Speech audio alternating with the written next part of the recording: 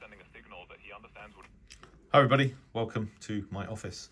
So I finally got my Sony ICF-SW55 portable back. I think this was the first kind of high quality portable I purchased when I got back into the hobby in 2015. I bought it off eBay secondhand and used it for several years. Those of you that follow the channel for quite a long time will know that I used to be a regular out on de-expeditions in the woods near where I live. And then we moved house. I switched it on one day and it just wouldn't power up. So I sent it to my friend Graham, Radio Cruncher. That's his YouTube channel handle.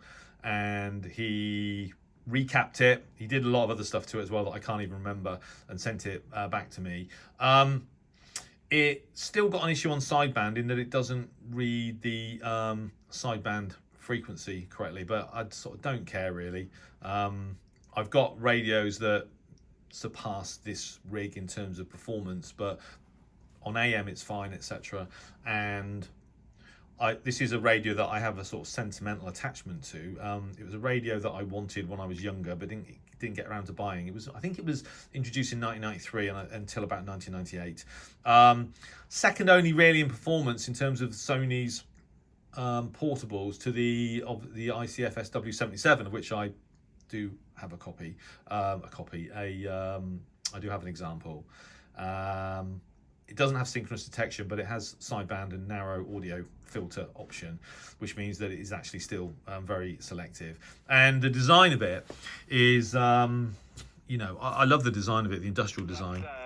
So there's no speaker on the front, of course, no speaker grill. The speaker's internal and it kind of passes the audio through a kind of audio funnel. It comes out of this kind of slot.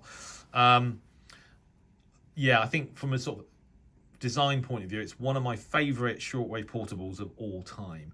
And the fact that it's been recapped and had various other things done to it means that it should be good now for many years to come, hopefully. But one upgrade that Graham did that I love is the backlight on the sort of 1980s, 90s vintage Sonys can be a bit weak. The backlight on my ICF 2001D, so that's about 82, 83, it works, but you can't really, it's very difficult to see even in complete darkness.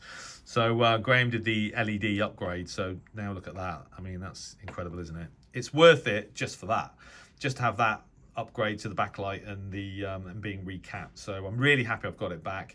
I've done a lot of DXing with this radio over the years, and no doubt I will continue to do so. But for me now, it's a radio that has, very good performance.